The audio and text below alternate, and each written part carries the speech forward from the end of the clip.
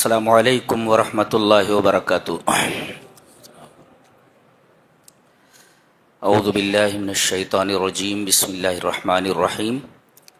وَإِذَا سَمِعُوا مَا أُنزِلَ إِلَى الرَّسُولِ تَرَىٰ أَعْيُنَهُمْ تَفِيضُ مِنَ الدَّمْعِ مِمَّا عَرَفُوا مِنَ الْحَقِّ يَقُولُونَ رَبَّنَا آمَنَّا فَاكْتُبْنَا مَعَ الشَّاهِدِينَ۔ 7واں پارہ یہیں سے شروع ہو رہا ہے۔ یہاں نصارہ کے علماء اور ان کے راہبین کا تذکرہ کیا جا رہا ہے۔ قسیس کا مطلب ہوتا ہے نصارہ کے علماء اور خطبہ، اور رہبان کا مطلب ہے تو کہ جو تارک الدنیا ہے، خلوت گزین لوگ، اللہ کی عبادت کے لیے یکسو ہو گئے ہیں، ان کو رہبان کہتے ہیں۔ ان کی ایک صفت بیان کی گئی پہلے، وَأَنَّهُمْ لَا يَسْتَكْبِرُونَ، ان کے اندر استکبار نہیں ہے۔ ما معنی الاستکبار؟ استکبار کا مطلب ہوتا ہے تکبر۔ تکبر کسے کہتے ہیں؟ الکبر هو بطر الحق وغمت الناس۔ تکبر کہتے ہیں حق کو ٹھکرا دینا اور لوگوں کو حقیر سمجھنا، رد الحق وانتقاص الناس، حق کو ٹھکرا دینا، نہیں مانتا میں، اس کو کہتے ہیں تکبر۔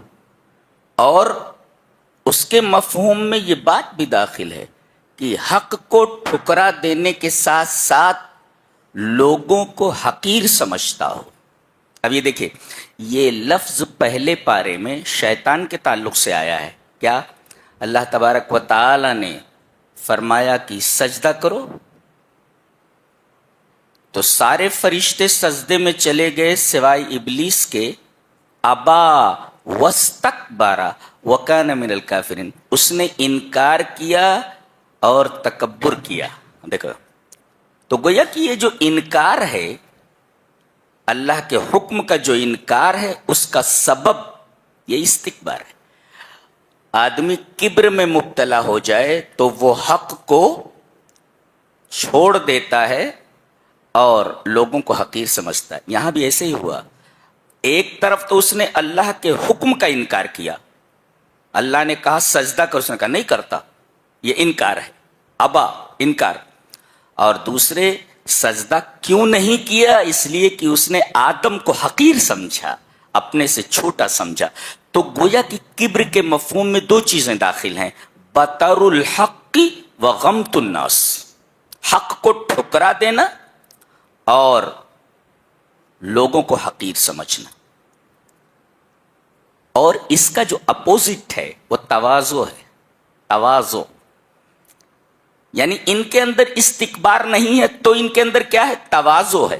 فالتواضع سبب لقبول الحق والاستکبار سبب لرد الحق۔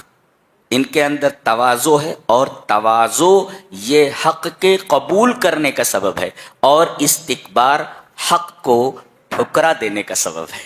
جی جی۔ اب چونکہ ان کے اندر تکبر نہیں تھا، استکبار، لا یستکبرون، ان کے اندر تکبر نہیں تھا، یعنی ان کے اندر تواضع تھا، جس کی بنا پر کیا ہوا؟ وَإِذَا سَمِعُوا مَا أُنزِلَ إِلَى الرَّسُولِ، جب یہ قرآن کو سنتے ہیں، دیکھو ایک بار یہاں ایک تو ہے سننا، یہ کیا سننا؟ ما انزل الی الرسول۔ ما انزل کا مطلب ہے قرآن حکیم۔ ایک بات یہ معلوم ہے کہ قرآن حکیم اوپر سے آیا ہے، اس لیے کہ انزال کیا ہوتا؟ الانزال من الاعلی، انزال جو ہوتا ہے نا وہ اوپر سے ہوتا ہے۔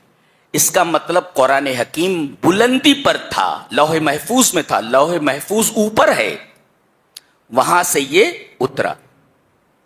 اچھا، اور الرسول، الرسول سے مراد یہ رسول خالی نہیں، الرسول، الرسول سے مراد جناب محمد رسول اللہ صلی اللہ علیہ وسلم۔ تو ایک تو معلوم ہوا کہ قرآن حکیم یہ اترا ہے، اوپر سے آیا ہے، اوپر سے اترا ہے، اور دوسرے محمد صلی اللہ علیہ وسلم پر اترا ہے، تو آپ کی رسالت کا ثبوت ملا کہ آپ رسول برحق ہیں۔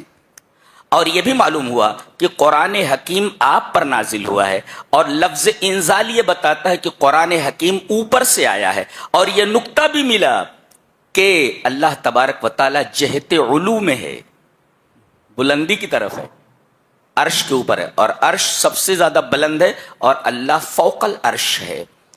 تو اللہ تبارک و تعالی کے جہت علو کا بھی ثبوت ملا۔ اچھا، جب یہ قرآن کو سنتے ہیں کون لوگ؟ یہی علماء نصارہ کے اور رہبان، تو ان کی دو حالتیں بتائی گئی، وصف حالہم و وصف قالہم، ان کے حال اور قال دونوں کو بیان کیا گیا ہے۔ وصف حالہم کا مطلب ترى اعینہم تفیض من الدمع، کہ آپ دیکھیں گے کہ ان کے آنسو آنکھوں سے بہ رہے ہیں۔ فاض یفیض کا مطلب ہوتا ہے امتلاؤہا ثم سیلانہا، اب یہ بھر جائے، یہ کسی چیز کا بھر جانا اور بھرنے کے بعد چھلک پڑنا، باہر نکل جانا، بہ جانا، تو فاضا کے مفہوم میں دو چیزیں داخل ہے، ایک تو ہے بھر جانا امتلاؤہا، اور اس کے مفہوم میں یہ داخل ہے بھر کر چھلک جانا۔ تو ان کی آنکھیں آنسوؤں سے بھر گئیں اور آنسو باہر نکل پڑے۔ یہ ان کے حال کو بیان کیا گیا ہے کہ ان کی حالت یہ ہوئی قرآن کو سننے کے بعد۔ نقطہ یہ ملا کہ البکاء عند سماع القرآن وقراءته امر محمود، قرآن حکیم کو پڑھ کر رونا اور قرآن حکیم کو سن کر رونا یہ امر محمود ہے، یہ ایک پسندیدہ عمل ہے، اس لیے کہ رسول اکرم صلی اللہ علیہ وسلم کی وہ حدیث موجود ہے کہ عبداللہ ابن مسعود قرآن پڑھ رہے ہیں اور آپ رو رہے ہیں، جی امر محمود ہے۔ یہ تو ان کی حالت بیان کی گئی، اور ان کا قول بیان کیا گیا، آنکھوں سے آنسو رواں ہیں، کان سن رہے ہیں قرآن کو، اور آنکھوں سے آنسو رواں ہے، یہ ہے حالت ان کی حالت۔ اور قال کیا ہے بتا رہے ہیں، یقولون، بول رہے ہیں، قال مانے بولنا، بول رہے ہیں ربنا آمنا، اے ہمارے رب ہم ایمان لائے اس کتاب پر، اس رسول پر، اللہ اکبر۔ ہم تھوڑا سا انہوں نے قرآن سنا کہ ان کی زندگی بدل گئی۔ آج آپ لوگوں کے کانوں میں پورا قرآن اڈیل دیا جائے، کانوں پر جوں نہیں رینگتی۔ کتنا فرق ہے آپ میں اور علماء نصارہ اور قسیسین نصارہ میں، جی پورا قرآن اڈیل دیا جا رہا ہے، لیکن آپ کے دل دھڑکتے نہیں، آپ کی آنکھوں سے آنسو نہیں نکلتے۔ تو ایک تو ان کی حالت یہ ہے کہ آنکھوں سے آنسو نکل رہے ہیں، آنکھیں آنسوؤں سے بھر گئی اور بہ پڑی ہیں، یہ فاضا کا مطلب ہوا۔ اچھا، اور قال کی حالت بیان کی، کہہ کیا رہے ہیں، اے ہمارے رب ہم ایمان لے آئے، تو ایمان لے آئے تو فاکتبنا مع شاہدین، تو ہمارا نام شاہدین میں لکھ لے، لکھ لے اللہ، یعنی ادخلنا فی ہذہ الزمرہ، ادخلنا فی زمرتہم، شاہدین کے زمرے میں ہمیں شامل کر لے، ان کی جماعت میں ہمارا نام لکھ دے۔ کتبہ یکتب مس لکھنا، ٹو رائٹ، تو یہ ہے فاکتبنا، لکھ۔ یہ شاہدین کون ہے؟ ظاہر ہے شاہدین کون ہے؟ محمد صلی اللہ علیہ وسلم و امتہ، نبی کریم صلی اللہ علیہ وسلم اور آپ کی امت، ہم لوگ یہ شاہدین ہیں، جی ہم لوگوں کا بیان ہے یہ، ہاں جنہوں نے سچ مچ قرآن حکیم کو پکڑ رکھا ہے اور رسول اللہ صلی اللہ علیہ وسلم کی سچی اتباع کر رہے ہیں، در حقیقت وہ شاہدین ہیں۔ ہم لوگوں کا نام یہاں بیان کیا گیا ہے، یہ تو ہم لوگوں کا نام ہے یہاں، فاکتبنا مع الشاہدین۔ انہوں نے اللہ سے دعا کی کہ اے ہمارے رب ہم ایمان لے آئے تو ہمارا نام شاہدین میں لکھ لے۔ من ہم الشاہدین، شاہدین کون؟ محمد صلی اللہ علیہ وسلم و امتہ، نبی کریم صلی اللہ علیہ وسلم اور آپ کی امت یہ شاہدین ہیں. انہوں نے تمنا کی امت محمد میں شامل ہونے کے لیے. امت محمد کا کیا مقام ہے یہ معلوم ہوا. ہم اپنے مقام کو نہیں سمجھتے کہ ہمارا مقام کیا ہے. ہم نبی کریم صلی اللہ علیہ وسلم کی امت میں ہیں اور ہمیں شاہدین کا لقب دیا گیا ہے. ہم کتنے بلند مقام پر ہیں، لیکن آپ کو یہ بلندی راس نہیں آ رہی ہے. بلندی راس نہیں آ رہی ہے. آپ کو بلندی راس نہیں آئی تو آپ کو اس بلندی سے نیچے پھینک دیا گیا، اٹھا کر نیچے جاؤ.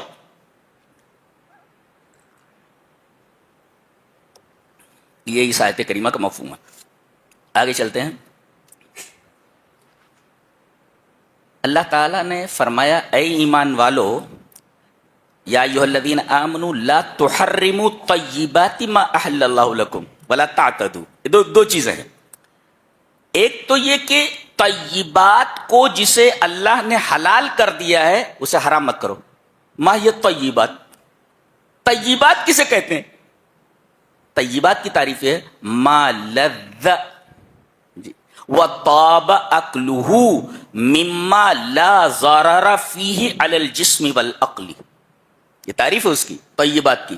ہر وہ لذیذ چیز اور ہر وہ پسندیدہ اور اچھی چیز جسے کھایا جائے، ہر لذیذ چیز، ہر لذیذ کھانا اور ہر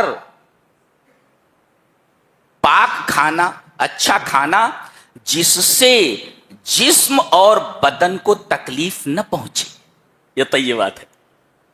اب اگر سگریٹ سے، اگر ڈاکٹر یہ بولتے ہیں کہ سگریٹ سے جسم کو یا عقل کو تکلیف پہنچتی ہے، طیبات کے دائرے میں نہیں ہے، لہذا حرام ہے. وہ سگریٹ حرام ہے، بیڑی حرام ہے، اس لیے کہ سگریٹ سے جسم کو نقصان ہوتا ہے.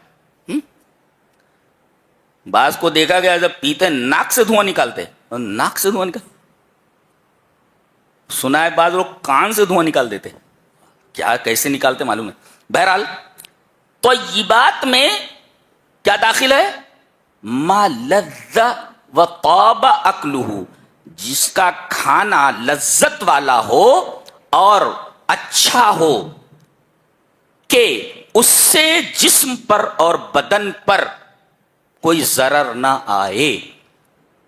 تو ہر وہ کھانا جس سے عقل متاثر ہو یا بدن متاثر ہو، ہر ایسی چیز خبیثات میں داخل ہے، نہ کہ طیبات میں، جو طیبات کا اپوزٹ ہے، خبیثات. اگر ڈاکٹر یہ کہتے ہیں کہ بیڑی اور سجائر، سگریٹ سے عقل یا جسم کو نقصان پہنچتا ہے تو یہ طیبات میں نہیں ہے، خبیثات میں ہے، ارادہ رک جانا چاہیے اس سے. اچھا، اللہ تعالیٰ نے جو چیزیں حلال کی ہیں انہیں حرام مت کرو، اس لیے کہ حلت اور حرمت، تحلیل اور تحریم کا حق صرف اللہ تبارک تعالیٰ کا ہے. جی، تو حرام مت کرو، کھاؤ. اور دیکھو ولا تعتدوا، اور تجاوز مت کرو. الاعتداء ہوا مجاوزۃ الحق. اعتداء کسے کہتے؟ To cross the limit. That is called اعتداء. اعتداء means مجاوزۃ الحد، across the limit. تو آپ طیبات کھائیں، حرام نہ کریں اور اعتداء نہ کریں، حد سے تجاوز نہ کریں. جیسے کوئی کہے کہ میں شادی نہیں کروں گا، میں شادی نہیں کرتا، ظاہر ہے کہ یہ ایک حلال چیز ہے اور آدمی اپنے اوپر اس کو حرام کر رہا ہے، لا یجوز. کوئی کہے کہ میں رات بھر نماز پڑھوں گا، سوؤں گا نہیں، اقوم ولا انام، نماز پڑھوں گا سوؤں گا نہیں، هذا لا يجوز. اس لیے کہ ان لجسدک علیک حقا، آپ کے بدن کا بھی آپ کے اوپر حق ہے. ان لزوجک علیک، آپ کی بیوی کا آپ کے اوپر حق ہے. جی، اور اللہ نے ارشاد فرمایا کوئی جو لمٹ کو کراس کرتا ہے وہ میرے نزدیک پسندیدہ نہیں ہے. ان اللہ لا يحب المعتدین. معتدین، تجاوز کرنے والوں کو، کراس کرنے والے جو حدود کو ہیں، ان کو اللہ پسند نہیں کرتا. اس کے بعد شراب اور جوئے کے بارے میں کہا گیا کہ یہ رجس ہے. رجس کا مطلب ہوتا ہے مانوی گندگی، جس سے آدمی کو کراہت ہو، جس کے اندر طریقے کی بدبو ہو. تو رجس جو ہوتا ہے وہ مانوی ہوتا ہے، جیسے شرک یہ رجس ہے. انما المشرکون نجس، نجس. تو اسی طرح رجس ہے، رجس من ناپاک، گندا. المستقذر، المستقذر گندا. کہا گیا کہ شراب اور جوا ایک تو یہ گندی چیز ہے، روحانی طور پر گندی، اور من عمل شیطان، شیطان کا عمل ہے یہ. اچھا، فجتنبو، تو تم اس سے اجتناب کرو. ٹھہرو یہاں پر، توقف ہے نا، تھوڑا رکو یہاں دیکھیں. لعلکم تفلحون، یعنی فلاح کو اجتناب پر معلق کیا گیا ہے. علق الفلاح علی الاجتناب. اجتناب کسے کہتے ہیں؟ یہ جنب سے مشتق ہے. جنب، جنب مانے پہلو. ایک پہلو یہ ہے، ایک پہلو یہ ہے، یعنی ایک پہلو ادھر ہے اور ایک پہلو ادھر ہے. تو ان یکون الشیء فی جانب والشخص فی جانب آخر، یعنی وہ چیز ایک طرف ہو اور آدمی ایک طرف ہو. یعنی شراب اور جوا ندی کے اس کنارے پر ہو تو آدمی ندی کے اس کنارے پر ہو. دیٹ از کالڈ اجتناب. الگ الگ ہونا. جنب بنے پہلو، پہلو ہوتا نا الگ، ایک ادھر ایک ادھر ہے، اس کو کہتے جنب. جنب، ہاں وہی لفظ یہاں پر ہے. تو اس طرح دور ہو جاؤ، جیسے ندی کے دو پارٹ ہیں آپس میں نہیں ملتے، ایسے ہی تم شراب اور جوئے سے دور چلے جاؤ. اللہ، اتنے دور چلے جاؤ کہ ندی کے ایک کنارے پر شراب اور جوا ہو اور ندی کے دوسرے کنارے پر تم ہو. اس کو کہتے ہیں اجتناب. اگر ایسا کرتے ہو تو لعلکم تفلحون، تو لکم الفلاح، تمہارے لیے فلاح. آگے آیت کے اندر جو آئے لیسا علی الذین، عجیب آیت ہے. اس میں تقوی کو 3 بار ذکر کیا گیا ہے. اللہ، پڑھ لیتے دیکھو. لیسا علی الذین آمنوا وعملوا الصالحات جناح فیما طعموا اذا متقوا وآمنوا وعملوا الصالحات ثم اتقوا وآمنوا ثم اتقوا واحسنوا. دیکھ رہے ہیں آپ؟ یعنی پہلی مرتبہ آیا متقوا وآمنوا وعملوا الصالحات ثم اتقوا وآمنوا ثم اتقوا واحسنوا. کمال ہے، ایک ہی آیت کے اندر تقوی تقوی تقوی. تقوی اختیار کیا انہوں نے، تقوی اختیار کیا انہوں نے، تقوی اختیار کیا انہوں نے. یہ 3 مرتبہ کیوں آیا؟ غور سے دیکھیں. پہلے تقوی کا مطلب یہ ہے کہ انہوں نے توحید کو قبول کیا اور شرک سے دور ہو گئے. اوپر سے بچنے کی بات آ رہی ہے، پورا سلسلہ ہے یہ. اللہ اکبر. تو ان لوگوں نے توحید کو اختیار کیا اور شرک سے بچے. تقوی مینس بچنا، یہ وقایا سے ہے. تو توحید کو اختیار کیا اور شرک سے بچے، یہ پہلے تقوی کا مطلب ہے. اور پہلے تو یہی ہے نا، آدمی توحید قبول کرے اور شرک سے دور رہے. سب سے بڑا تقوی یہی ہے. کوئی پوچھے کہ تقوی کا اعلیٰ درجہ کیا ہے تو آپ یہی کہیں گے کہ اللہ کی توحید اور عدم شرک، یہ تقوی کا اعلیٰ درجہ ہے. تو پہلے تقوی کا کیا مطلب ہے؟ توحید کو انہوں نے اپنایا اور شرک سے دور ہو گئے، یہ پہلے تقوی کا مطلب. اچھا، دوسرا ثم اتقوا وآمنوا، اور پھر تقوی اختیار کے انہوں نے نہیں مان لائے، بڑے بڑے گناہوں سے بچے اور ایمان اپنا بڑھاتے گئے. اللہ اکبر. یہ دوسرے تقوی کا مطلب ہے. پہلے تقوی کا مطلب کیا؟ کہ توحید کو اپنایا، شرک سے دور ہوئے ایک. اور دوسرے تقوی کا مطلب اتقوا الکبائر وازدادوا ایمانا، یہ بڑے بڑے گناہوں سے دور ہوئے اور اپنے ایمان کو بڑھاتے رہے. اور تیسرے تقوی کا مطلب ثم اتقوا واحسنوا، انہوں نے چھوٹے چھوٹے گناہ بھی چھوڑ دیے ہیں. اتقوا الصغائر. اللہ اکبر. ایک ہی آیت کے اندر 3 بار تقوی کا لفظ ہے. حیرت ہے. اس آیت کے اوپر ہی اگر ایک مقرر، ایک خطیب جمعہ کا خطبہ دینا چاہے تو یہ آیت کافی ہے تقوی کے بیان کے لیے. 3 مرتبہ آیت ہے، کوئی چھوٹی سی آیت ہے، 3 بار تقوی کا مفہوم، تقوی کا ذکر ہے.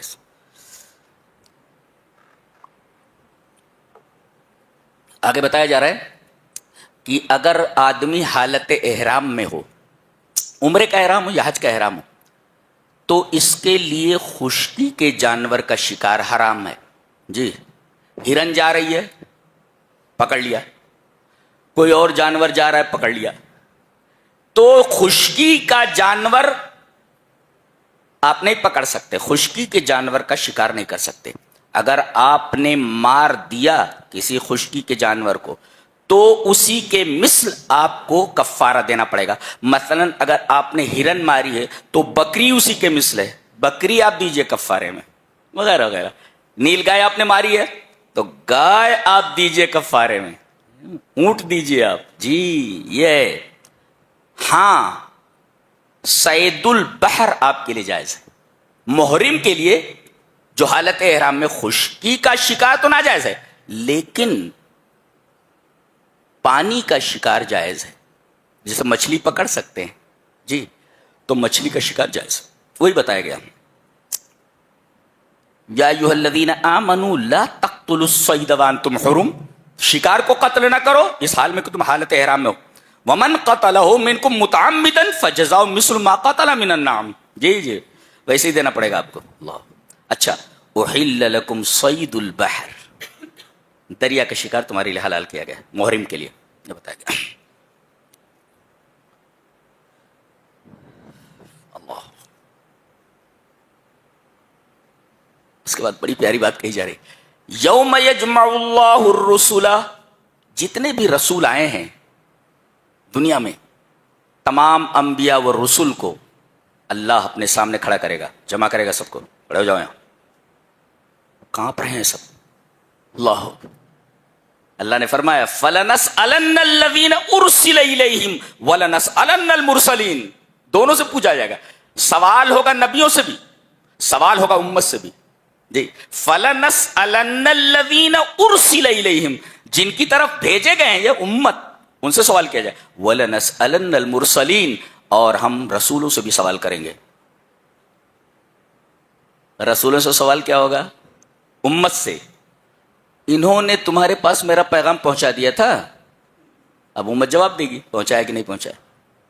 نبیوں سے پوچھا جائے گا تم نے پیغام پہنچایا تو ماذا اجیبتم، تمہیں امت کی طرف سے جواب کیا ملا؟ اللہ اکبر، کیسی کتاب ہے، دل دھڑکنے لگتا. اللہ، ایسا لگتا ہے جیسے تمام رسول میدان حشر میں کھڑے ہوئے ہوں اور رب تعالیٰ ان سے پوچھ رہا ہو یہ تمہاری امت ہے، امت سے پوچھا جائے گا پیغام پہنچایا انہوں نے کہ نہیں، امت کو جواب دینا ہے. اور اب رسولوں سے سوال کیا جا رہا ہے. یوم یجمع اللہ الرسل فیقول ماذا اجبتم، جب اللہ رسولوں کو جمع کرے گا پوچھے گا ماذا اجبتم، تمہیں جواب کیا دیا گیا، وہ بولو. امت نے جواب کیا دیا؟ امت سے پوچھا جائے گا انہوں نے پیغام پہنچایا کہ نہیں، پھر رسولوں سے پوچھا جائے گا ماذا اجبتم، تمہیں جواب کیا ملا، امت نے جواب کیا دیا. ہم لوگ بھی مسئول ہیں اور رسول بھی مسئول ہے. اس کے بعد حضرت عیسیٰ علیہ السلام ان کے حواریین کا تذکرہ ہے. بہت بھوکے ہوئے بیچارے، کون بھوکے تھے کئی دنوں کے حواریین. کہنے لگے اذ قال الحواریون یا عیسی ابن مریم هل يستطيع ربك ان ينزل علينا مائدة من السماء. 3 چیزیں دیکھو غور سے. کیا تمہارا رب طاقت رکھتا ہے؟ اسلوب صحیح نہیں ہے حواریین کا، بولنے کا انداز صحیح نہیں. اللہ تبارک تعالیٰ نے ان کے اس انداز کو ذکر کیا ہے، یہ پسندیدہ انداز نہیں ہے. کیوں نہیں؟ اللہ کے پاس استطاعت کیوں نہیں ہے؟ اللہ کے پاس قدرت کیوں نہیں ہے؟ وہ کہہ رہے ہیں حل یستطیع، کہ اللہ کے پاس استطاعت ہے. پہلا اسلوب یہ صحیح نہیں ہے حواریین کے بولنے کا.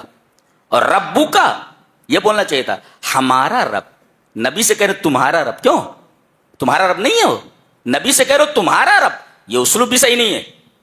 اور یہ پوچھ رہے ہیں ان ينزل علينا مائدة من السماء، آسمان سے دسترخوان اتار سکتا ہے؟ بھوکے ہیں ہم. یہ بھی اسلوب صحیح نہیں ہے. ہاں یہ بھی اسلوب صحیح نہیں ہے ان کے بولنے کا انداز. کوئی ملک کے بادشاہ کے پاس بیٹھ جائے اور اس سے مانگے کہ میرے لیے ایک سینڈوچ لا کر کے دو. کتنا برا سوال ہے یہ. بادشاہ کے پاس آپ بیٹھے ہوئے ہیں اور آپ ایک سموسہ منگوا رہے ہیں. اسے توہین ہے خود بادشاہ کی. یہ سینڈوچ مانگ رہا ہے. مانگ رہے تو کیا مانگ رہے ہیں؟ کھانے کی. اور کھینچ مانگ رہے ہیں. کھینچ کھینچ لا. ہاں کھینچ مانگ رہے ہیں.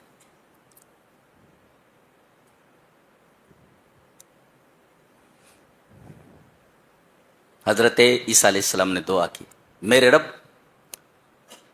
بھوکے ہیں کھانا چاہیے ان کا. اللہ نے فرمایا اتار دوں گا میں. قال اللہ انی منزلہ علیکم. اللہ نے فرمایا دسترخوان اتار دوں گا لیکن ایک شرط ہے. فمن یکفر بعد منکم فانی اعذبہ عذابا لا اعذبہ احدا من العالمین. اگر اس کے بعد کسی نے گڑبڑی کی انکار کیا تو ایسی سزا دوں گا کہ دنیا میں کسی کو ایسی سزا نہیں ملی ہوگی. دسترخوان اترا. اختلاف ہے اس میں. صحیح یہ ہے کہ تراجعوا عن طلبہم اپنی طرف سے باز آ گئے ہو. نہیں چاہیے تو نہیں چاہیے. اس لیے کہ اس کے بعد اگر کوئی انکار کرے تو ایسی سزا دوں گا کہ دنیا میں کسی کو سزا ایسی نہیں دی گئی ہوگی. اب اتنی بڑی سزا کا معاملہ آ گیا تو تراجعوا عن طلبہم اپنی طلب سے باز آ گئے جو مانگنا چاہ رہے تھے. کیا بات. آگے سورہ انعام ہے. اس کے بارے میں ایک نقطہ ذہن میں رکھیں کہ اس سورہ کے اندر توحید کو کھول کھول کر بیان کیا گیا اور شرک کا رد کیا گیا. ذہن میں رکھو. اور پوری سورہ میں تقریباً 33% یعنی جتنی بھی آیتیں ہیں پورے مجموعے کا 33% جو آیات ہیں وہ سب توحید پر مبنی ہے. اللہ اکبر. پوری سورہ ہے. پوری سورہ میں جتنی آیتیں ہیں تمام آیات کا 33% یہ توحید پر مشتمل ہے. جسے توحید کو سمجھنا ہو وہ اس سورہ کریمہ کا مطالعہ کرے. پہلے ہم توحید کا مطلب سمجھاتے ہیں. ما هو التوحید؟ افراد اللہ بالعبادہ ونفیها عما سوا. یہ ہے توحید کی تعریف. ڈیفینیشن آف توحید کہ اللہ کو عبادت کے ساتھ الگ کر لینا اور اللہ کے علاوہ ہر چیز کی عبادت کی نفی کرنا. کیا مطلب؟ مطلب یہ کہ اللہ ہی عبادت کے لائق ہے, اس کے علاوہ کوئی عبادت کے لائق نہیں ہے. دیٹ از کالڈ توحید. توحید کی تعریف کیا ہوئی؟ افراد اللہ بالعبادہ ونفیها عما سوا. کہ اللہ ہی عبادت کے لائق ہے, اس کے علاوہ کوئی عبادت کے لائق نہیں ہے. یہ ہے توحید. اچھا اب لا الہ الا اللہ کا مطلب وہی ہے, اللہ کے علاوہ کوئی معبود نہیں, اللہ ہی معبود ہے. نفی اور اس بات دونوں اس میں. لا الہ الا اللہ کا مطلب کچھ لوگوں نے لیا لا الہ الا اللہ اے لا موجود الا اللہ, اللہ کے علاوہ کوئی موجود نہیں ہے. یہ گمراہ صوفیہ ہیں کہ کائنات کی ساری چیز اللہ ہے. ہاں یہ مطلب لیا انہوں نے, اللہ کے علاوہ کوئی موجود ہے ہی نہیں. جب اللہ کے علاوہ کوئی موجود ہے ہی نہیں تو ساری چیزیں اللہ ہوئی. یہ گمراہ صوفیہ نے لا الہ الا اللہ کا مطلب لیا ہے. یہ ایک شرکی عقیدہ ہے صوفیہ کا. کچھ لوگوں نے کہا لا الہ الا اللہ کا مطلب لا حاکم الا اللہ, اللہ کے علاوہ کوئی حاکم نہیں ہے. ھذا ایضا غلط, یہ بھی صحیح نہیں ہے. لا الہ الا اللہ کی یہ توجیہ بھی صحیح نہیں ہے. بعض لوگوں نے کہا لا مالک الا اللہ, اللہ کے علاوہ کوئی مالک نہیں. جیسے کہ وہ ایک بابا کہتے تھے کیا سب کا مالک ایک, ابھی سب کا مالک لا مالک الا اللہ, سب کا مالک ایک. یہ بھی توحید نہیں ہے جی. توحید کیا ہے؟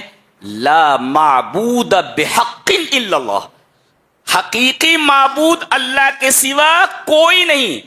اور جن جن چیزوں کو انہوں نے معبود بنا رکھے ہیں وہ سارے کے سارے معبود غیر حقیقی ہیں. حقیقی معبود صرف ایک ہے. اللہ نے ارشاد فرمایا ذالک بان اللہ هو الحق. اسی سے لیا گیا ہے کہ لا الہ الا اللہ کا مطلب ہے لا معبود بحق الا اللہ. حقیقت میں اگر کوئی عبادت کے لائق ہے تو صرف اللہ ہے. اللہ اکبر. ورنہ کفار اور مشرکین بھی اللہ کو مانتے. تو ایک ہے اللہ کو ماننا، کہتے ہیں ہم اللہ کو مانتے ہیں، یہ توحید نہیں ہے. ذہن میں رکھو، اللہ کو ماننا یہ توحید نہیں ہے. جو لا موجود الا اللہ بولتے وہ بھی اللہ کو مانتے ہیں. لا حاکم الا اللہ جو کلمے کا مطلب بتاتے ہیں وہ بھی اللہ کو مانتے ہیں. لا مالک الا اللہ وہ بھی اللہ کو مانتے ہیں. مشرکین بھی اللہ کو مانتے تھے، کفار مکہ بھی. قرآن حکیم میں پورا بیان ہے. ان سے پوچھئے کہ ان کو پیدا کس نے کیا، بتائیں گے کہ اللہ. ساتوں آسمانوں اور زمینوں کا مالک رب کون ہے؟ بولے اللہ. روزی کون دیتا ہے؟ بولے اللہ. کائنات میں تصرف اور تدبیر کون کرتا؟ بولے اللہ. ارے یہ سارے عقیدے جو ان کے ہیں وہ تو ہمارے ہیں. پھر ان کو کافر و مشرک کیوں کہا گیا؟ اس لیے کہ اللہ کی عبادت میں دوسروں کو شریک کرتے تھے. اس شریک کرنے کی وجہ سے انہیں کافر اور مشرک کہا گیا. تو گویا اللہ کو ماننا توحید نہیں ہے، بلکہ اللہ ہی کی عبادت کرنا جو ایاک نعبد سے ظاہر ہے، دیٹ از کالڈ توحید. اس کو توحید کہتے ہیں. اچھی طرح ذہن نشین کیا جائے، یہ ہے توحید کا مطلب. اس کے لیے تو صحابہ کرام نے اپنی جانیں قربان کر دی. اتنی پیاری چیز ہے. اور یہ نشہ جس کو چڑھ گیا وہ موتوں سے کہاں ڈرتا ہے. توحید ایک ایسا نشہ ہے کہ دنیا کی کوئی ترشی اس نشے کو اتار نہیں سکتی. یہ اللہ تبارک و تعالیٰ نے اسی توحید کو کھول کھول کر کے بیان کیا. اور کتنی آیتوں میں؟ 49 ورسز. یہ جتنی بڑی سورہ ہے، اس سورہ کی 49 آیتیں ایسی ہیں جو توحید پر دلالت کرتی ہیں. ذہن میں رکھو، سورہ انعام میں کتنی آیتیں ہیں جو توحید پر دلالت کرتی ہیں؟ 49 آیتیں. 49 ورسز. یہ ذہن میں آ گیا؟ اب شروع کر رہا اللہ تبارک تعالیٰ. الحمدللہ الذی خلق السماوات والارض وجعل الظلمات والنور ثم الذین کفروا بربہم یعدلون. ایک مثال میں نے پڑھا کہ کچھ لوگ پلین سے جا رہے تھے، پلین کریش ہو گیا، سارے لوگ مر گئے، ایک آدمی بچ گیا. ایک آدمی بچ گیا. وہ بھوکا ہے، چاروں طرف گھوم رہا ہے. اچانک وہ دیکھتا ہے کہ ایک خیمہ لگا ہوا ہے اور باہر ایک دیگ کے اندر کھانا بن رہا ہے، لیکن آدمی دکھائی نہیں دے رہا ہے. آدمی دکھائی نہیں دے رہا ہے.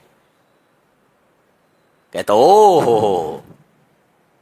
اب وہ یہ کہتا ہے کہ کوئی نہ کوئی یہاں موجود ہے، اس لیے کہ یہ جو کھانا بن رہا ہے اور یہ جو خیمہ لگا ہوا ہے، یہ خیمے کا لگنا اور یہ کھانے کا بننا اس بات کی دلیل ہے کہ یہاں آس پاس کوئی موجود ہے. اللہ تبارک و تعالیٰ نے اسی تخلیق سے اپنی الوہیت پر استدلال فرمایا ہے. اس لیے کہ جو خالق ہوتا ہے وہی عبادت کے لائق ہوتا ہے، جو پیدا نہ کر سکے وہ عبادت کے لائق نہیں ہوتا. جی الحمدللہ الذی خلق السماوات والارض. قابل تعریف ہے اللہ، تمام تعریف اللہ کے لیے، یقیناً ساری تعریف اس کے لیے ہے جس نے آسمان اور زمینوں کو پیدا کیا ہے. جی وجعل الظلمات والنور، اور تاریکیوں کو اور روشنی کو پیدا کیا. اللہ.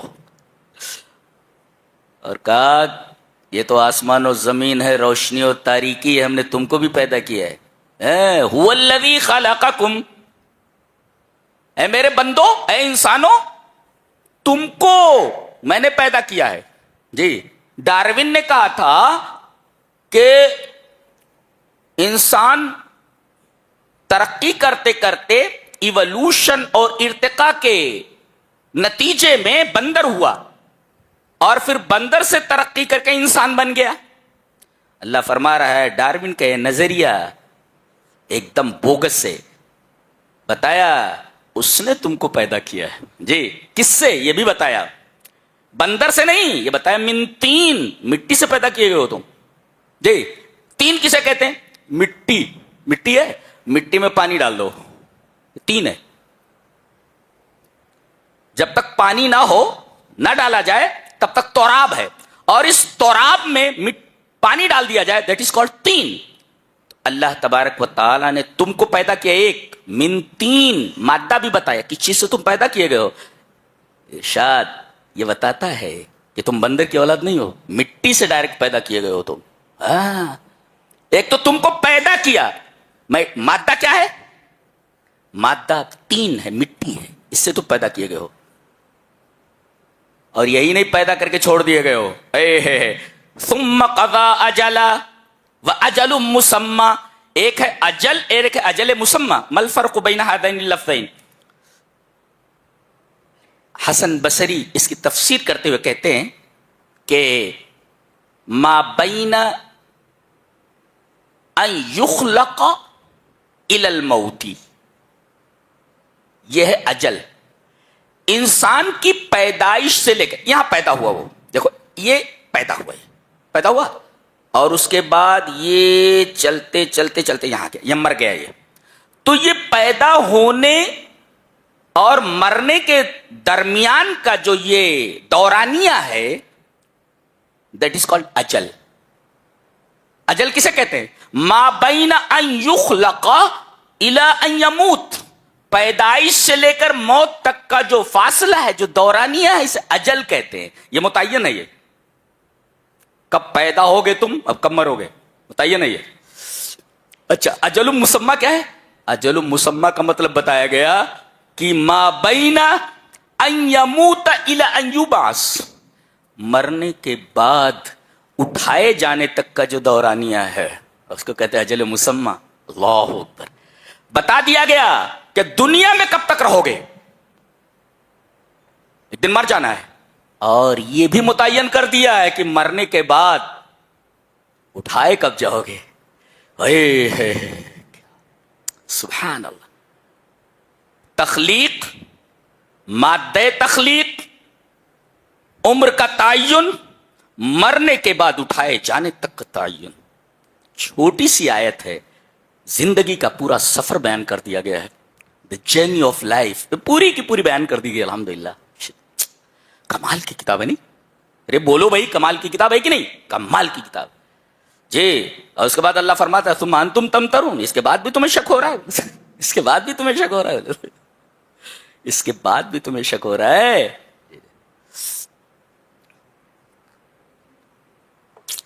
ایک ہوتا شک، ایک ہوتا امترا. ما الفرق بین الشک والامترا؟ ایک مثال میں نے پڑھی کہ یہ گلاس پانی سے بھرا ہوا ہے، وہ دیکھ رہا ہے وہ کہ گلاس پانی سے بھرا ہوا ہے، پھر بھی وہ شک کر رہا ہے کہ گلاس خالی ہے. اس کو کہتے ہیں امترا. یعنی دیکھنے کے بعد کہ کوئی چیز بھری ہوئی ہے اس کو خالی سمجھ رہا ہے، دیٹ از کالڈ امترا. بہرحال اللہ اکبر. توحید سمجھ میں آ رہی ہے؟ یہ توحید ہے. ایک سوال کا جواب دیا جا رہا ہے، ارے یہ تو انسان ہے، یہ نبی کیسے ہو سکتا ہے؟ ہماری رہبری کے لیے ایک انسان کو کیسے بھیجا جا سکتا ہے؟ اللہ نے فرمایا ٹھیک ہے، کس کو بھیجنا چاہیے، کس کو بھیجا جائے؟ بھائی یہ انسان ہے تمہاری طرح، جی تمہیں اعتراض ہے کہ ہماری طرح ایک انسان کو کیوں بھیجا گیا؟ چلو بولو کس کو بھیجا جائے؟ فرشتے کو؟ دیکھ لو کہ دم نکل جائے گا. فرشتے کو دیکھ لو کہ دم نکل جائے گا اپنی اصلی حالت میں. اور فرشتے کو اگر انسان بنا کر کے بھیجا جائے تو پھر وہی سوال پیدا ہوگا، یہ تو انسان ہے. اگر اصلی شکل میں آئے تو پینٹ گیلی ہونا تو چھوڑو، دل کی دھڑکنیں بند ہو جائیں گی. فرشتہ صاحب ایسا ہوتا ہے. اللہ اکبر.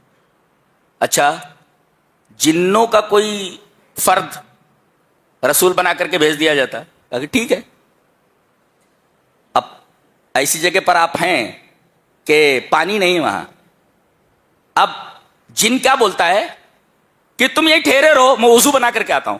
ایک پیر ایک بر اعظم میں رکھتا، دوسرا پیر دوسرا بر اعظم میں، سمندر کے پاس پہنچ جاتا، وضو بنا کر کے آ جاتا. ارے بھائی ہم آپ کی اقتدا کیسے کر سکتے ہیں؟ آپ تو جن. ارے بھائی جب جن کی بھی اقتدا نہیں کر سکتا، اتباع نہیں کر سکتا، تو پھر انسان ہی کو بنایا جائے. عقل بھی یہ کہتی ہے کہ انسان ہی جو تمہارے جیسے مقتضیات رکھتا ہو اسے ہی رسول بنا کر کے بھیجا جائے. یہ عقلاً بھی مناسب ہے اور اچھا ہے. وہی کہا وَلَوْ جَعَلْنَاهُ مَلَكًا، اگر ہم رسول کسی فرشتے کو بناتے، لَجَعَلْنَاهُ رَجُلًا، تو ہم انسان ہی کو بناتے، تو ہم اسے رجل ہی بناتے، اسے انسان بناتے. وَلَلَبَسْنَا عَلَيْهِمْ مَا يَلْبِسُونَ، پھر وہی کہتے تم کہ یہ تو انسان ہے. یہ اللہ کمال ہے. اس کے بعد اللہ تبارک و تعالی نے اپنی توحید کی دلیل دی. قُلْ أَغَيْرَ اللَّهِ أَتَّخِذُ وَلِيًّا فَاطِرِ السَّمَاوَاتِ وَالْأَرْضِ، زمین اور آسمانوں کے پیدا کرنے والے کو میں معبود نہ بنا کر کسی اور کو معبود بنا لوں؟ اس لیے کہ وہ کھلاتا ہے، کھاتا نہیں ہے. ایک اصول بتایا گیا، جو کھائے وہ معبود نہیں ہو سکتا، یہ جو کھلائے وہ معبود ہوتا ہے. دنیا کے جتنے بھی باطل معبود ہیں سب کھا رہے، سب کھا رہے. یہ چڑھاوے وہ چڑھاوے، یہ دو وہ دو، کہیں چادر کہیں مٹھائی کہیں کہیں، سب کھا رہے ہو، سب کھا رہے. اللہ فرما رہا ہے معبود وہ ہوتا ہے جو کھلائے، جو کھائے نہیں. یہ معبود کا پہلا کرائیٹیرین ہے، یہ بتایا گیا. اللہ اکبر. توحید کو کیسا کھول کھول کر بیان کر دیا گیا.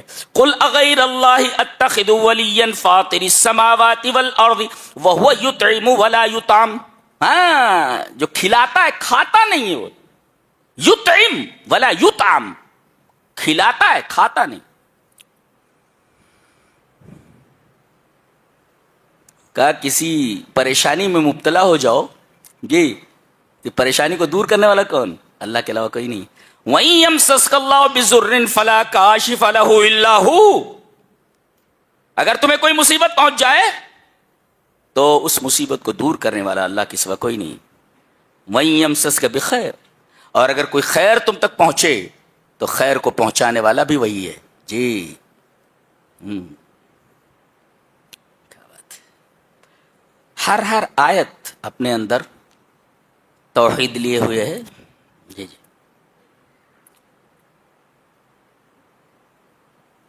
کبھی کبھی ایسا ہوتا ہے کہ آدمی کو پیغام پر یقین ہوتا ہے. جی، پیغام پر یقین ہوتا ہے، آدمی سے چڑ نہیں ہوتی، اس کے پیغام سے چڑ ہوتی. جب تک آپ نے نبوت کا دعویٰ نہیں کیا تھا سب آپ کو چاہتے تھے، صادق اور امین بولتے تھے، اور جب آپ نے کہا میں اللہ کا نبی ہوں سارے دشمن ہو گئے آپ کے. فرمایا گیا کہ قد نعلم انه ليحزنك الذي يقولون، ہمیں معلوم ہے کہ آپ کو جو دکھ پہنچ رہا ہے ان کی باتوں سے، تو آپ سمجھ لیں انہم لا یکذبونک، یہ آپ کی تکذیب نہیں کر رہے، ولکن الظالمین بآیات اللہ یجحدون، اللہ کی آیتوں کے ساتھ یہ انکار کرتے ہیں. اللہ آپ کو نہیں جھٹلا رہے، اللہ کی آیتوں سے ان کو دلچسپی نہیں ہے، اللہ کی آیتوں کا انکار کرتے ہیں. آپ کو نہیں جھٹلا رہے، اللہ کی آیتوں کو جھٹلا رہے. یہ مطلب ان کو آپ سے چڑ نہیں، آپ کے پیغام سے چڑ ہے.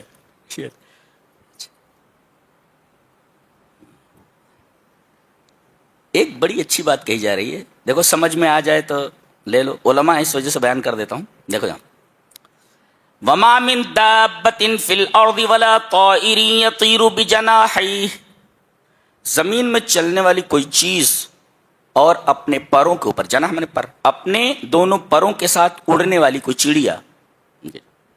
یہ زمین میں چلنے والی کوئی چیز اور اپنے پروں کے ذریعے اڑنے والی کوئی چڑیا. سوال یہ ہے کہ یہاں یہ کہہ دیا جاتا زمین میں چلنے والی کوئی چیز اور کوئی چڑیا، یہ پر لانے کی کیا ضرورت تھی؟ اپنے پروں کے ذریعے اڑنے والی.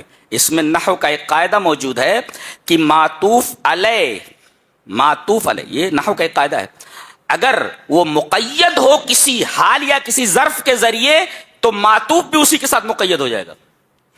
نہیں سمجھ میں آیا؟ جی. ابھی دیکھو یہاں قید ہے کیا کہ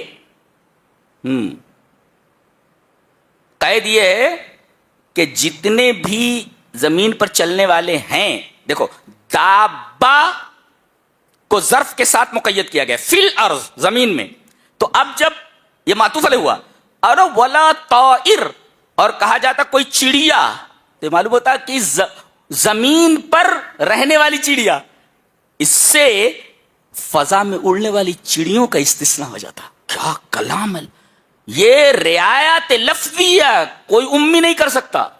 بات یاد رکھیں آپ ہمیشہ جی، یہ کلام کا اسلوب اور انداز بتاتا ہے کہ یہ اللہ کا کلام ہے، اللہ کا کلام ہے. اب جب یہ کہہ دیا یطیر بجناحیہ، تو زمین پر رہنے والے بہت سارے پرندے ایسے جو فضا میں نہیں اڑ سکتے، جیسے ایوز ہے، مرغابی ہے، اسی طریقے سے جو بطخ ہے، مرغی ہے، یہ فضا میں نہیں اڑ سکتے زیادہ دیر تک. جی تو اگر یہ کہا جاتا وما من دابۃ فی الارض ولا طائر، اور یہ نہیں کہا جاتا یطیر بجناحیہ، تو یہ مقید ہو جاتے ان چڑیوں کے ساتھ، یہ چیز مقید ہو جاتی جو زمین کے اوپر رہتی ہیں، فضا کے اندر اڑنے والی چڑیاں اس سے نکل جاتی. کیا کلام ہے، اللہ اکبر، یہ کلام. فرمایا گیا جن چیز کو انہیں یاد دلایا گیا تھا، جب یہ بھول گئے تو ہم نے ان پر ہر چیز کے دروازے کھول دیے. ایک عجیب بات ہے کہ جب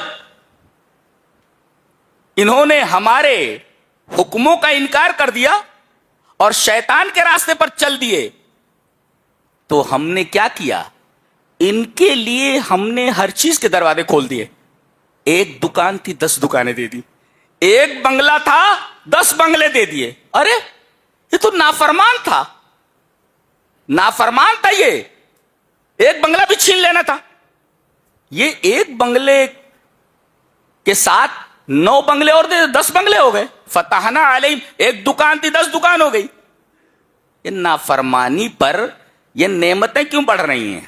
فرمایا گیا حتی اذا فرحوا بما اوتوا اخذناهم بغتة فاذا هم مبلسون. یہ ہم اس لیے دے رہے ہیں کہ تمہاری مثال کہ نافرمانی کے باوجود تمہیں ہم نعمتوں سے نواز رہے ہیں، اس کا مطلب یہ ہے کہ تمہاری مثال چوہے جیسی ہے. یہ یہاں چوہے دانی لگا دی گئی ہے. ایک آدمی کے پاس ایک پنجرا ہے جس میں طوطا ہے. اب وہ طوطے کو لا کر کے مٹھائیاں دیتا ہے، لا کر کے سیب دیتا ہے، چیکو دیتا ہے، مرچیں دیتا ہے، اور ایک چوہے نے پریشان کر رکھا ہے. کہیں بھی کپڑا لٹکاؤ کاٹ دیتا ہے، کہیں بھی کھانا رکھو خراب کر دیتا ہے. تو اس کے لیے وہ چوہے دانی لاتا ہے، ماؤس ٹریپ لاتا ہے، اور اس کے اندر وہی نعمتیں رکھتا ہے جو وہ طوطے کو کھلا رہا ہے. اب چوہا آتا ہے اور اس کے بعد جیسے ہی چوہے دانی میں گھستا ہے دروازہ بند ہو جاتا ہے. فَإِذَا هُمْ مُبْلِسُونَ، حیران ہو جاتا ہے، ارے یہ کیا ہوا؟ اللہ فرما رہا ہے ایسے ہی یہ نعمتیں تمہیں دی جا رہی ہیں نا، اس چوہے کی طرح ہے، اس کو پکڑنے کے لیے ہے یہ. اور جب ہم پکڑتے ہیں تو حالت خراب کر دیتے ہیں. پھر بچے اٹھا کر لے جاتے ہیں، ایسا مارتے ہیں اس کو، چوہے کو، پوری چوہے دانی اٹھا لے جاتے ہیں میدان میں، دم مارتے اس کو، مار کر کے اسے ختم کر دیتے چوہے کو. تو جو نعمتیں طوطے کو دی جا رہی تھیں وہ پیار سے دی جا رہی تھیں، اور جو نعمتیں چوہے کے لیے رکھی گئی تھیں وہ غصے کی وجہ سے رکھی گئی تھیں. لے بیٹا آ، ہاں وہی ہے. فلما نسوا ما ذکروا به فتحنا علیہم ابواب کل شیء. جب یہ ہماری نافرمانی کرنے لگے تو ہم نے ان کے اوپر تمام دروازے کھول دیے، نعمتوں پر نعمتیں عطا کی. اور اس کے بعد جب یہ ناز نخرے کرنے لگے تو ہم نے ان کو اچانک پکڑ لیا، جیسے چوہے کو پکڑ لیا جاتا ہے. نعمتیں ایک ہی ہیں، طوطے کو دی جا رہی ہے، بطیب نفس دی جا رہی ہے، لیکن وہ جو چوہے دانی میں نعمتیں رکھی ہوئی ہیں وہی نعمتیں ہیں، لیکن چوہے کو پکڑنے کے لیے ہیں. تو اگر نافرمانی کے بعد بھی اگر اللہ نواز رہا ہے کسی کو تو ہوش میں آ جانا چاہیے کہ استدراج ہے، یہ ڈھیل ہے، یہ پکڑے جاؤ گے اسی چوہے کی طرح، اور پھر ہوش ٹھکانے آ جائیں گے.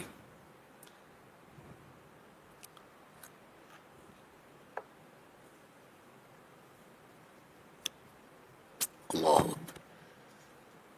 ایک آیت کے اوپر ہم رکیں گے، تفصیل کریں گے اس کی ہم. کیا آیت؟ توحید کھل کر سامنے آ گئی ہے. اللہ نے فرمایا، میں اس کی تفصیل کرنے جا رہا ہوں، اور پوری سورہ کریمہ میں یہ چھوٹی سی آیت کریمہ توحید کے تمام پہلوؤں کے تمام ایسپیکٹس کو لیے ہوئے. جی پہلے آیت پڑھتے ہیں، آپ لوگ متوجہ ہو جاؤ میری طرف.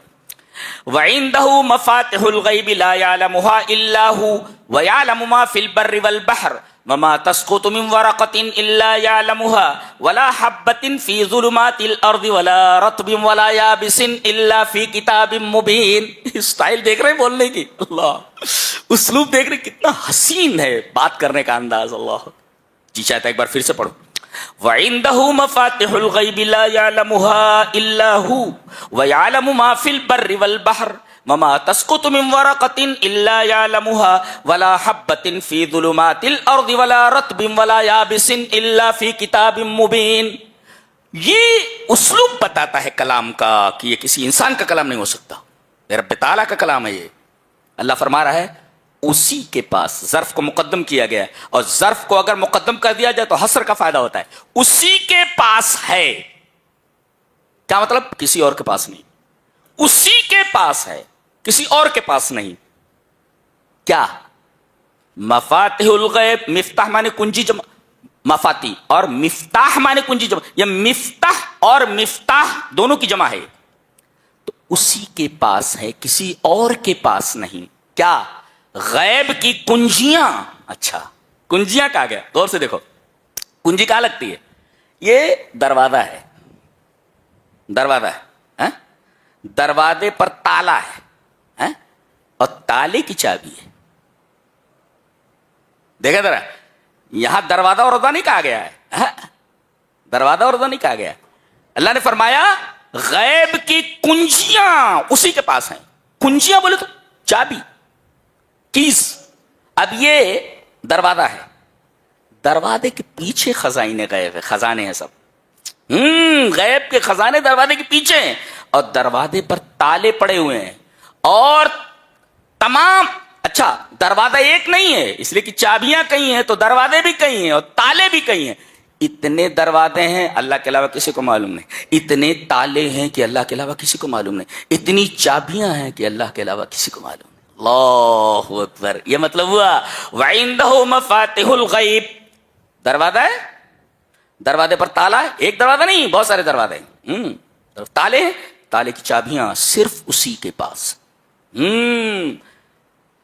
اچھا یہ دروازہ ہے کدھر؟ کسی کو معلوم نہیں. اب دروازہ معلوم نہیں ہے تو دروازے کے پیچھے جو خزائن ہیں غیب کے کیسے معلوم ہو سکتے؟ اللہ کے علاوہ کسی کو معلوم ہو دروازہ کدھر ہے؟ اللہ کے علاوہ کسی کو معلوم نہیں تالے کہاں ہیں، اللہ کے سوا کسی کو معلوم نہیں چابیاں کدھر ہیں. اللہ رونگٹے کھڑے ہو جاتے. اللہ اسے کہ توحید کہتے ہیں. وَعِندَهُ مَفَاتِحُ الْغَيْبِ لَا يَعْلَمُهَا إِلَّا هُوَ. اللہ کے علاوہ کسی کو معلوم نہیں. نہ کسی بابا کے پاس ہے، نہ کسی پیر کے پاس، نہ کسی فقیر کے پاس، نہ کسی نبی کے پاس، نہ کسی ولی کے پاس.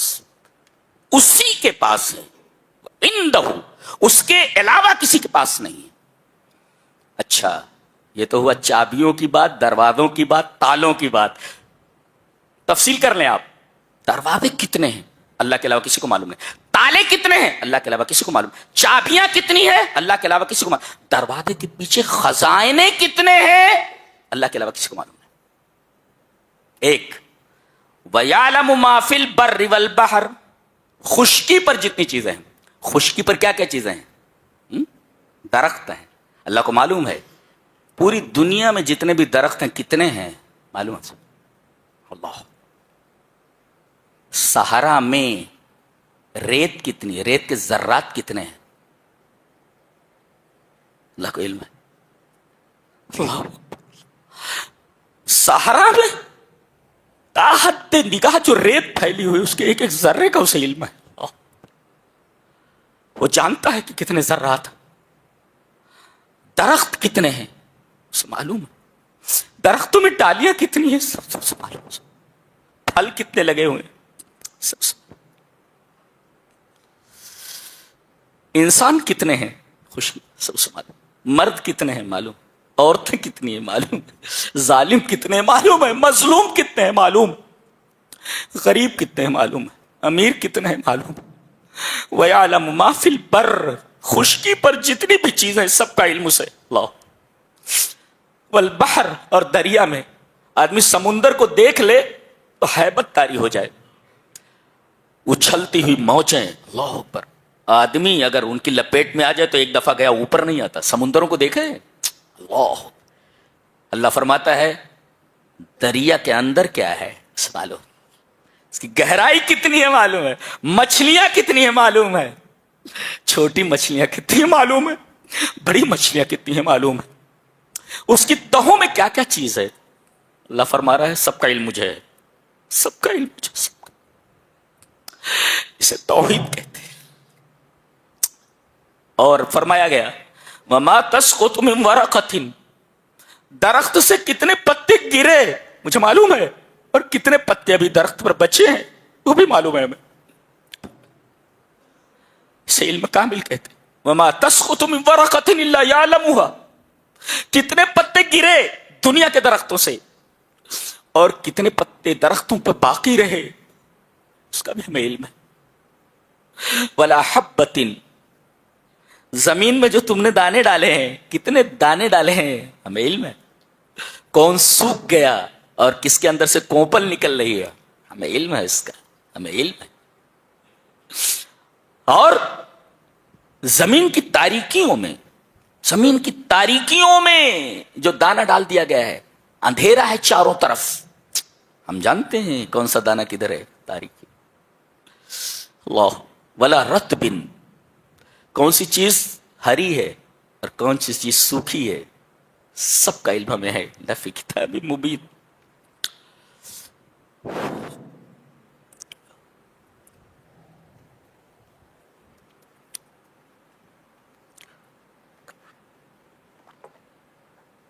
اسے توحید کہتے ہیں.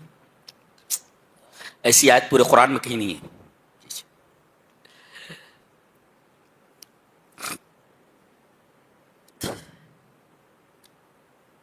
آگے ایک اور آیت کی تفصیل کرنا چاہیں گے.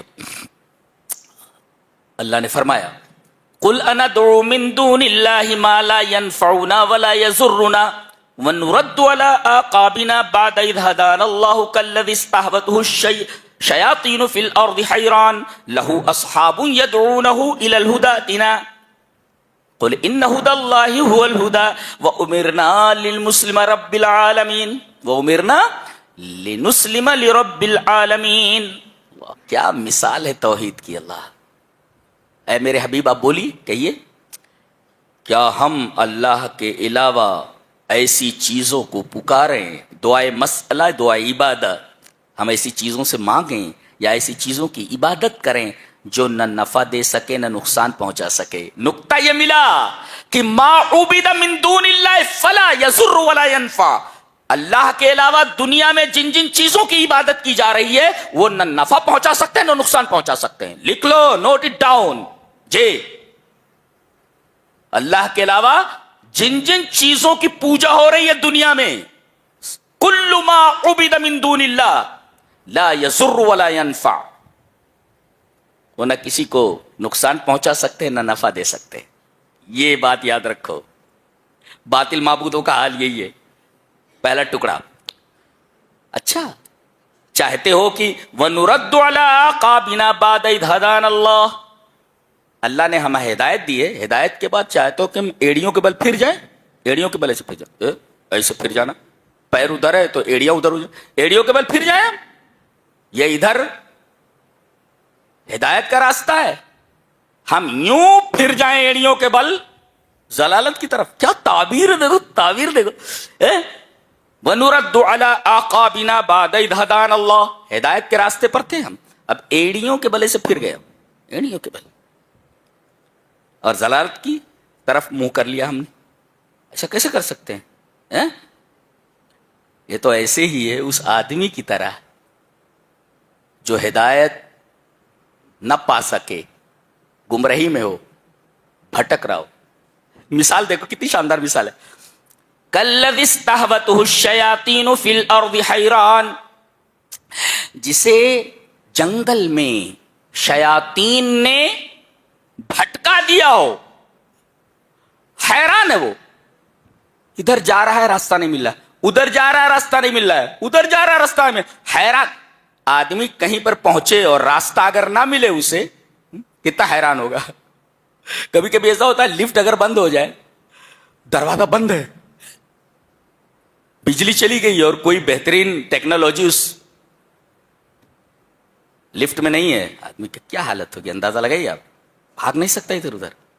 یہ دیکھو کَالَّذِي اسْتَهْوَتْهُ الشَّيَاطِينُ فِي الْأَرْضِ حَيْرَانٍ، تو اب یہ آدمی شیاطین نے اس کو بھٹکا دیا ہے، اب یہ حیران ہے. حیران یکون حائرن، حیران ہو جا رہا. اب دو ہیں، ایک طرف تو اس کے ساتھی ہیں، اس آدمی کے، یہ ساتھیوں سے الگ ہو گیا ہے، جیسے کوئی بکری ریوڑ سے الگ ہو جائے. اچھا لہو اصحاب، اس کے ساتھی ہیں، یدعونہ الی الہدی ائتنا، یہ ہدایت کی طرف بلا رہے ہیں. ایتنا، ہمارے پاس آؤ، کم ٹو اس، ہمارے پاس آ جاؤ. کدھر ہو تم؟ اچھا قل ان ہدی اللہ هو الہدی، اللہ کی ہدایت ہی حقیقی ہدایت ہے. اب دیکھو تو ایک طرف تو شیطان پکار رہا ہے، اے ادھر آؤ، اور ایک طرف اس کے ساتھی پکار رہے ہیں، اس کے ساتھی پکار رہے ہیں ادھر آؤ. اب وہ حیران ہے. آوازیں اگر مختلف سمتوں سے آنے لگے تو جانا کدھر. کسی شاعر نے بہت اچھا کہا ہے کہ بہت خوبصورت شعر ہے کہ میں کدھر جاؤں کہ ہر سمت سے آتی ہے صدا. پہلا مصرع ہے او مجھے دور سے آواز لگانے والے، او مجھے دور سے آواز لگانے والے، میں کدھر جاؤں کہ ہر سمت سے آتی ہے صدا. او who you calls out to me from afar, where should I go, for from every direction the same voice calls out. اللہ اکبر. یعنی او مجھے دور سے آواز لگانے والے، میں کدھر جاؤں، where should I go، میں کدھر جاؤں، ہر سمت سے آواز آ رہی ہے. تو ایک طرف تو شیاطین پکار رہے ادھر آ جاؤ، ایک طرف دوست لوگ پکار رہے ہیں جی ادھر آ جاؤ. اور ایک مطلب یہ بھی، ایک طرف فطرت سلیمہ پکار رہی ہے کہ ہدایت کی طرف آ جا، عقل سلیم پکار رہے ہدایت کی، اور دوسری طرف نفس امارہ پکار رہا ہے کہ ادھر آ جا. ایک طرف دائی حق پکار رہا ہے، ایک دائی ضلال پکار رہا ہے، جانا کدھر. حیران ہے وہ، حیران ہے. اب اللہ فیصلہ کر رہا ہے کہ ہدایت اللہ کی ہدایت ہے، لہذا یہ اللہ کی ہدایت کی طرف اس کو پلٹنا چاہیے. جی کیا بات ہے، کیا بات ہے. او who you call out to me from afar, where should I go, for from every direction the same voice called me. آگے فرمایا گیا کہ 18 پیغمبر ہیں. اس سے پہلے ایک بات کہی گئی کہ دنیا میں آج ہر شخص کس کی تلاش میں ہے، چاہے وہ معاشرہ ہو، شہر ہو، ملک ہو، کس چیز کی تلاش میں ہے؟ امن کی تلاش میں، شانتی کی تلاش میں. دنیا کا ہر گھر، دنیا کا ہر شہر، دنیا کا ہر ملک ایک چیز کی تلاش میں ہے، شانتی کی تلاش میں، امن کی تلاش میں. اللہ تبارک تعالیٰ نے بتایا امن کدھر ہے. جی الذین آمنوا ولم یلبسوا ایمانہم بظلم اولئک لہم الامن وہم مہتدون. جن لوگوں نے توحید اختیار کی اور اس میں شرک کو نہیں ملایا. ملاوٹ نہیں چلتی اللہ کے یہاں, ہر چیز خالص چلتی ہے, وہاں ملاوٹ نہیں چلتی. تو جن لوگوں نے توحید اختیار کیا اور اس میں ملاوٹ نہیں کی, اولئک لہم الامن, تو شانتی انہی کے لیے. شانتی, دوا کدھر ہے, بیماری کدھر ہے؟ بیماری یہی ہے نا, اشانتی پھیلی ہوئی ہے, شانتی چاہیے. بدامنی پھیلی ہوئی, امن چاہیے. اللہ فرما رہا ہے کہ امن اور شانتی کدھر ملنے والی ہے؟ توحید میں. توحید کی برکت یہ ہے کہ جہاں یہ توحید اپنی اصلی اور خالص شکل میں موجود ہو, اللہ تبارک و تعالی وہاں امن و امان اور طمانینت اتار دیتا ہے. یہ توحید کی برکت ہے. اور مان بات, 18 پیغمبروں کا نام, جی نام بنام ان کا ذکر کیا گیا. وَتِلْكَ حُجَّتُنَا آتَيْنَاهَا إِبْرَاهِيمَ عَلَىٰ قَوْمِهِ نَرْفَعُ دَرَجَاتٍ مَّن نَّشَاءُ إِنَّ رَبَّكَ حَكِيمٌ عَلِيمٌ. وَوَهَبْنَا لَهُ إِسْحَاقَ وَيَعْقُوبَ كُلًّا هَدَيْنَا وَنُوحًا هَدَيْنَا مِن قَبْلُ وَمِن ذُرِّيَّتِهِ دَاوُودَ وَسُلَيْمَانَ وَأَيُّوبَ وَيُوسُفَ وَمُوسَىٰ وَهَارُونَ وَكَذَٰلِكَ نَجْزِي الْمُحْسِنِينَ وَزَكَرِيَّا وَيَحْيَىٰ وَعِيسَىٰ وَإِلْيَاسَ كُلٌّ مِّنَ الصَّالِحِينَ وَإِسْمَاعِيلَ وَالْيَسَعَ وَيُونُسَ وَلُوطًا وَكُلًّا فَضَّلْنَا عَلَى الْعَالَمِينَ. 18 پیغمبروں کا نام بتایا گیا اور فرمایا گیا ذَلِكَ هُدَى اللَّهِ يَهْدِي بِهِ مَن يَشَاءُ مِنْ عِبَادِهِ وَلَوْ أَشْرَكُوا. اگر یہ تمام انبیاء بھی شرک بفرض محال کریں تو انبیاء کے تمام اعمال کو ہم باطل کر دیں گے. جی اللہ کے ہاں شرک پر کوئی کمپرومائز نہیں. بفرض محال اگر انبیاء بھی شرک کریں تو ان کے اعمال کو ہم باطل کر دیں گے. 18 پیغمبروں کا نام, جلیل القدر انبیاء ہیں سب, ان کے بعد فرمایا گیا. کیا بات ہے, سبحان اللہ سبحان.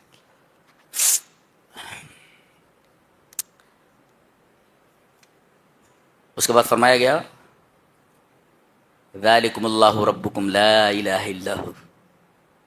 اللہ کے علاوہ کوئی عبادت نہیں. کیوں؟ اللہ کے علاوہ کسی کی عبادت کیوں؟ خالق کل شیء, اس لیے کہ ہر چیز کا پیدا کرنے والا وہی ہے. تو جس کی کھاؤ اسی کی گاؤ, یہی ہے نا بھائی. اس کے علاوہ کوئی معبود نہیں. کیوں؟ اس لیے کہ وہ ہر چیز کا پیدا کرنے والا ہے. تو دعوے کی دلیل دی گئی. عبادت کو ڈیزرو کون کرتا ہے؟ اللہ. اللہ ہی عبادت کا مستحق. کیوں؟ خالق کل شیء, جی اللہ کے علاوہ کوئی معبود نہیں. کیوں؟ اس لیے کہ ہر چیز کا پیدا کرنے والا ہے. تو کیا کیا جائے؟ فاعبدوہ, تو اسی کی بات. ایک ہی چھوٹی سی آیت ہے, دیکھو کیا بات. دعویٰ ہے, دلیل ہے اور امر ہے. دعویٰ کیا ہے؟ اس کے علاوہ کوئی معبود نہیں. کیوں؟ دلیل خالق کل شیء, ہر چیز کا پیدا کرنے والا ہے. جو پیدا کرے وہی عبادت کا مستحق ہو. تو کیا کیا جائے؟ فاعبدوہ, تو اسی کی عبادت کرو. سوال یہ پیدا ہوا, ٹھیک ہے ہم اس کی عبادت کریں, دکھائی کیوں نہیں دیتا؟ وہ دکھائی کیوں نہیں دیتا؟ اگر وہ ہے تو دکھائی کیوں نہیں دیتا؟ جواب اس کا یہ ہے کہ عدم رویت, عدم وجود کو مستلزم نہیں کہ کوئی چیز دکھائی نہیں دیتی تو وہ ہے ہی نہیں. آتما کہاں دکھائی دیتی ہے؟ روح کہاں دکھائی دیتی؟ مگر وہ موجود ہے. تو بہت ساری چیزیں ایسی ہیں جو دکھائی تو نہیں دیتی مگر ہم ان کے آثار سے سمجھتے ہیں کہ وہ چیز موجود ہے. جی جی جی, آثار سے سمجھتے ہیں. تو ایک بچہ بھی بتا دے گا. جیسے کمرے میں 3 دوست بیٹھے ہوئے ہیں, دروازہ بند ہے برابر. اب دروازے پر کوئی نوک کرتا ہے.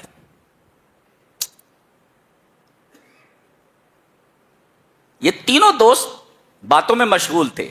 دروازے پر جب نوک ہوتی ہے تو تینوں اس طرف مڑ جاتے ہیں. یہ تینوں جانتے ہیں کہ دروازے پر کوئی موجود ہے. دروازے کا کھٹکھٹانا اس بات کی دلیل ہے, اس کا کھٹکھٹایا جانا اس بات کی دلیل ہے کہ دروازے پر کوئی ہے.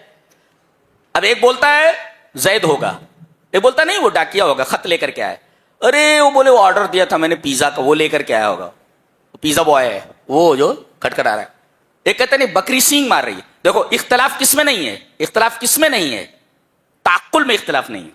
سبھی لوگ کہہ رہے ہیں دروازے پر کوئی ہے, تصور میں اختلاف ہے. جی ہے کون, وہ ہے کون؟ کوئی نہ کوئی تو ہے دروازے پر ہے. کون ہے یہ تصور ہے. صورت گری میں اختلاف, تعقل میں کسی کا اختلاف نہیں, تصور میں اختلاف ہے. تو کیسے انکار کر سکتے ہو کہ کوئی نہیں ہے؟ دکھائی نہیں دیتا لیکن دکھائی نہ دینے کے باوجود اثر موجود ہے, کھٹکھٹاہٹ موجود ہے جو دلیل ہے اس بات کی دروازے کے اوپر کوئی ہے اگرچہ وہ دکھائی نہیں دے رہا ہے. بھائی دروازے پر کھٹکھٹاہٹ ہے نا لیکن وہ دکھائی نہیں دے رہا ہے. تو آپ کیا انکار کر سکتے ہیں کہ دروازے پر کوئی نہیں ہے؟ جی دروازے پر ہے موجود وہ. تو کسی چیز کا دکھائی نہ دینا اس کے عدم وجود کا مستلزم تھوڑی کہ وہ ہے ہی نہیں. جی وہ بتایا گیا لا تدرکہ الابصار، اور یہ بھی بتایا گیا دکھائی کیوں نہیں دیتا، اس لیے کہ آنکھیں اس کا ادراک نہیں کر سکتی. دنیا میں آنکھوں کو وہ قوت ہی نہیں دی گئی ہے کہ اللہ تبارک و تعالیٰ کی تجلی اور اس کے دیدار کا تحمل کر سکے. لا لا لا. ہاں جنت میں دیکھیں گے، جنت میں دیکھیں. اللہ اکبر. کیا آپ کو ایسا نہیں لگتا کہ جس نے پوری دنیا میں حسن بکھیر رکھا ہو وہ کس قدر جمیل ہوگا. اللہ ہمیں نیک عمل اور اچھی سمجھ کی توفیق عطا فرمائے. وآخر دعوانا الحمدللہ رب العالمین.